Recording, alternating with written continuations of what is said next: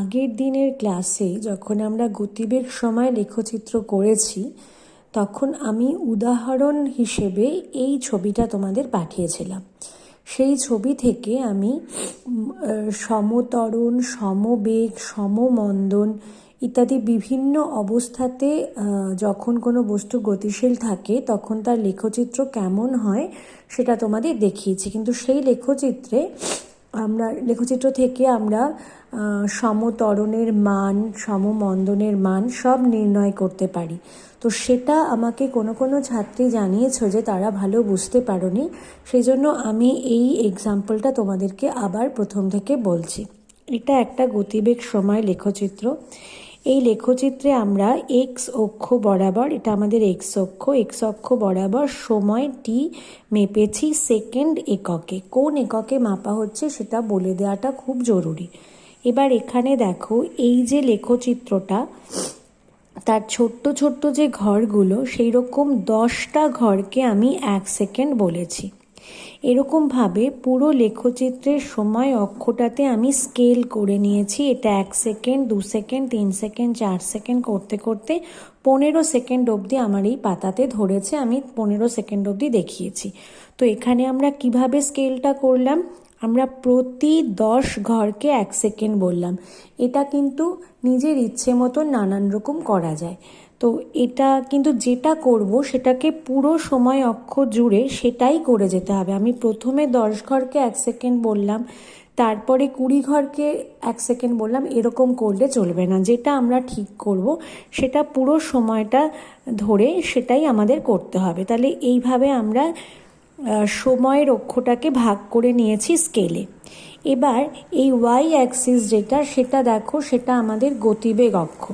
এই গতিবেগ অক্ষতে আমরা মিটার পার সেকেন্ড এককে আমাদের গতিবেগটা মেপেছি। এদিকে আমি যখন স্কেল কেটেছি তখন দেখে নাও, এই যে একটু ডিপ যে লাইনগুলো, সেটা 10টার ঘর। আমরা এরকম দুটো ঘর নিয়ে, অর্থাৎ 20টার ঘরকে 10 ধরেছি। তাহলে 20টা ঘর নিয়ে করেছি 10 মিটার পার সেকেন্ড, তারপরের 20টা গিয়ে 20 মিটার পার সেকেন্ড। এরমভাবে প্রতি 20টা ঘরকে আমি 10 মিটার পার সেকেন্ড বলে 10, 20, 30, 40 করতে করতে একেবারে 100 মিটার পার সেকেন্ড অবধি স্কেল করেছি। এই মাঝখানের যে দাগটা, সেটা তার মানে 0 আর 10-এর ঠিক মধ্যিখান, তার মানে এটা হবে 5। এরমভাবে 10 আর 20-র ঠিক মিডলটা হবে 15, 20 আর 30-এর ঠিক মিডলটা হবে 25। এরকমভাবে আমরা এটাকে করেছি। এবার ইচ্ছে করলে আমরা আরও ছোট ছোট মাপ পেতে পারি, সেটা আমাদের এখান থেকে বার করে নিতে হবে। যেমন ধরো, এখানে আমরা 20 ঘরকে 10 মিটার পার সেকেন্ড বলেছি।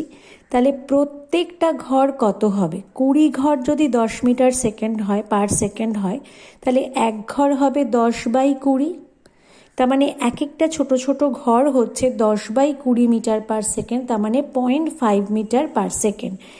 এই ছোট্ট ছোট্ট যে আমাদের বর্গক্ষেত্রগুলো রয়েছে, সেই বর্গক্ষেত্রের একটা ঘর, তার মানে এই একটা, এটা হবে 0.5 মিটার পার সেকেন্ড।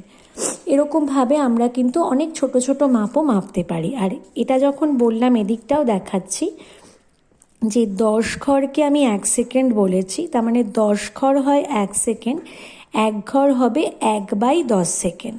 তাহলে এরমভাবে এই ছোট্ট ছোট্ট ঘরগুলো সব 1-এর 10 সেকেন্ড বা 0.1 সেকেন্ড হবে। এরকমভাবে তাহলে এই ছোট্ট ঘরটা 0.1, 0.2, 0.3, 0.4 করতে করতে এটা এসে 1 হলো। 1-এর পরে আবার 1.1, 1.2, 1.3 করতে করতে 2 সেকেন্ড হবে। এরকমভাবে আমরা অক্ষগুলোকে স্কেল করে নিয়েছি। এইবার আমার লেখচিত্রটা হলো ABCDEF। এটা আমার ওই একটা গতিশীল বস্তুর লেখচিত্র। তা পরিষ্কার দেখতে পাচ্ছি AB অংশটা উপরের দিকে উঠছে সরল রেখায়, তাহলে এখানে সমত্বরণ রয়েছে। BC অংশটা একদম সময় অক্ষের সাথে সমান্তরাল, এখানে বেগ বাড়েনি, তাহলে এটা হচ্ছে সমবেগ। তারপর CD অংশটা সরল রেখায় নিচের দিকে নেমে এসেছে, তার মানে CD হচ্ছে সমমন্দন। আবার ডি থেকে ই সরল রেখায় ওপরের দিকে উঠেছে, তাহলে এটা হবে সমত্বরণ। আবার ই থেকে এফ কোনো বেগ বাড়েনি, এই অংশটা ইএফ অংশটা সময় অক্ষের সঙ্গে সমান্তরাল, তাহলে এটা আবার সমবেগ। তাহলে সমত্বরণ, সমবেগ, সমমন্দন, আবার সমত্বরণ, আবার সমবেগ, এইভাবে আমাদের গতিবেগটা রয়েছে। এবার দেখো, এই যে গতিশীল বস্তুটা, তার একদম শুরুতে যখন 0 সেকেন্ড, তখন তার গতিবেগ কত ছিল? এ পয়েন্টে ছিল। তার মানে তখন তার গতিবেগ ছিল এই 30-এর ঘরে, অর্থাৎ শুরুতে ওর বেগ ছিল 30 মিটার পার সেকেন্ড। তার মানে ওর প্রাথমিক বেগ 30 মিটার পার সেকেন্ড। তারপরে বেগটা যখন বাড়লো, বেড়ে বি পয়েন্ট অবধি বাড়লো। বি পয়েন্টে বেগ কত? বি পয়েন্ট থেকে আমি বেগ অক্ষের ওপর লম্ব টানলাম, তাতে দেখলাম বি পয়েন্টের বেগ হচ্ছে 50, তাহলে 50 মিটার পার সেকেন্ড। দেখো, বি থেকে সি পর্যন্ত 50 মিটার পার সেকেন্ড থেকে কিন্তু গতিবেগ একটুকুনিও বাড়েনি। তাহলে বিসি অংশে যে সমবেগ, সেই সমবেগটা কত? না 50 মিটার পার সেকেন্ড। এবার সি থেকে যখন ডি হলো, কমে গেল বেগ, কমে কত হলো আমরা সেটা কি করে জানবো? ডি থেকে আবার বেগ অক্ষের ওপর লম্ব টানলাম, সেই লম্বটা 30 আর 40-এর এই মাঝামাঝি জায়গাটাতে গিয়ে পৌঁছলো। তার মানে এটা হয়ে যাবে আমার 30 আর 40-এর মাঝামাঝি 35 মিটার পার সেকেন্ড। তাহলে এটা হচ্ছে আমার ডি পয়েন্টটা 35 মিটার পার সেকেন্ড। তার মানে গতিবেগ 50 মিটার পার সেকেন্ড থেকে সমমন্দনে কমে 35 মিটার পার সেকেন্ড হলো। তারপরে বেগ আবার বাড়লো। বেগ কতক্ষণ অবধি বাড়লো? ই পয়েন্ট অবধি বাড়লো।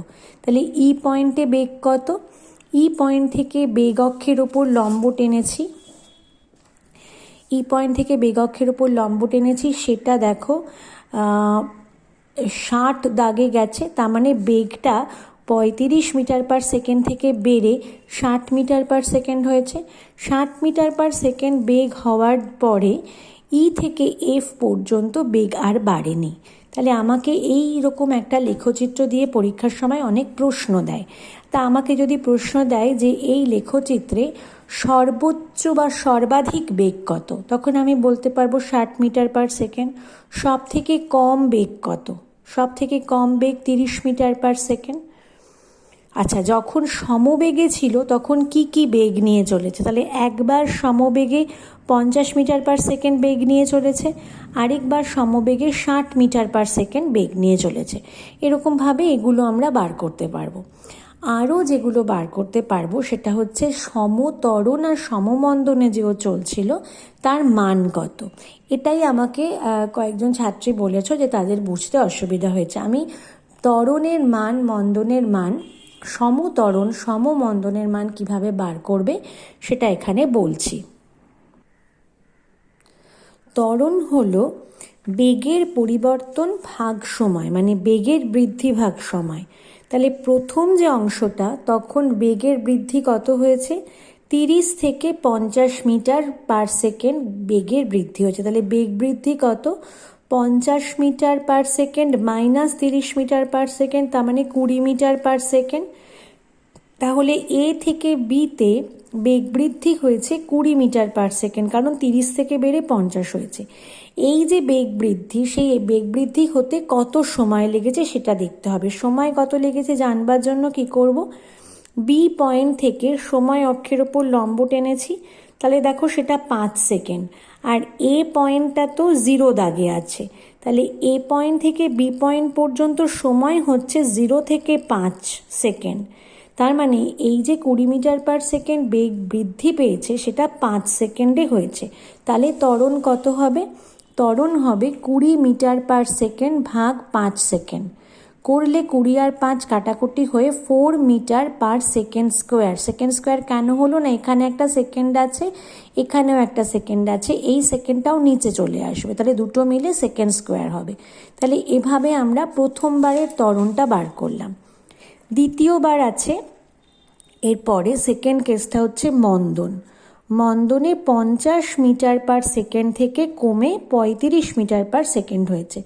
মন্দন মানে হচ্ছে বেগের হ্রাস ভাগ সময়, তাহলে বেগ কতটা হ্রাস পেয়েছে? 50 মিটার পার সেকেন্ড থেকে 35 মিটার পার সেকেন্ড। তাহলে 50 থেকে 35 মাইনাস করলে হয় 15 মিটার পার সেকেন্ড বেগ কমেছে। এবার বেগ কমতে কত সময় লেগেছে দেখো, সি পয়েন্ট থেকে বেগ কমা শুরু, ডি পয়েন্ট অবধি বেগ কমেছে। তাহলে আমি সি থেকে লম্ব টানলাম সময় অক্ষের ওপর, 7 সেকেন্ডে এসে পৌঁছলো। ডি থেকে লম্ব টানলাম 10 সেকেন্ডে এসে পৌঁছলো। তাহলে 7 থেকে 10 সেকেন্ড কত সেকেন্ড হয়? 7 থেকে 8 1 সেকেন্ড, 8 থেকে 9 2 সেকেন্ড, 9 থেকে 10 3 সেকেন্ড, তাহলে মোট 3 সেকেন্ড। তাহলে এই যে বেগটা কমেছে 50 মিটার পার সেকেন্ড থেকে 35 মিটার পার সেকেন্ড, সেটা কমতে সময় লেগেছে 3 সেকেন্ড। তাহলে মন্দন কত হবে? মন্দন হবে 50 মাইনাস 35 বাই 3 সেকেন্ড, তাহলে 15 বাই 3 সেকেন্ড, তাহলে 5 মিটার পার সেকেন্ড স্কোয়ার। তাহলে এইখানের যে মন্দনটা সেটা 5 মিটার পার সেকেন্ড স্কোয়ার হলো। এরপরে আবার ত্বরণ আছে আরেকটা, সেকেন্ড ত্বরণ।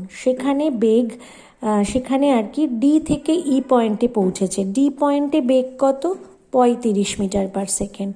আর ই পয়েন্টে বেগ কত? দেখো 60 মিটার পার সেকেন্ড। তাহলে বেগ বেড়েছে 35 থেকে 60। তাহলে 35 থেকে 60 বাড়া মানে বেগ কতটা বাড়লো? 60 মাইনাস 35 করলে হয়ে যাচ্ছে 60 মাইনাস 35 মিটার পার সেকেন্ড করলে 25 মিটার পার সেকেন্ড। আচ্ছা, এই যে 35 থেকে 60 হয়েছে, কত টাইম লেগেছে? ডি থেকে ই পর্যন্ত যেতে কত টাইম লেগেছে? দেখো, ডি থেকে লম্ব টেনেছি, সেটা 10 সেকেন্ডে এসে পৌঁছেছে, সময় অক্ষের ওপর লম্ব টেনেছি। ই থেকেও সময় অক্ষের ওপর লম্ব টেনেছি, সেটা 13 সেকেন্ডে এসে পৌঁছেছে। তাহলে 10 থেকে 13 আবার 3 সেকেন্ড। তাহলে ডি থেকে ইতে যেতে, অর্থাৎ 35 মিটার পার সেকেন্ড থেকে 60 মিটার পার সেকেন্ডে যেতে 3 সেকেন্ড সময় লেগেছে। তাহলে এখানে ত্বরণ কত হবে? বেগের বৃদ্ধি হচ্ছে 60 মাইনাস 35, তার মানে 25 মিটার পার সেকেন্ড, সেটাকে ভাগ করব 3 সেকেন্ড দিয়ে। তাহলে সেটা করলে 60 মাইনাস 35 বাই 3, 60 মাইনাস 35 হলো 25 ভাগ 3 মিটার পার সেকেন্ড, তাহলে 8.1 মিটার পার সেকেন্ড।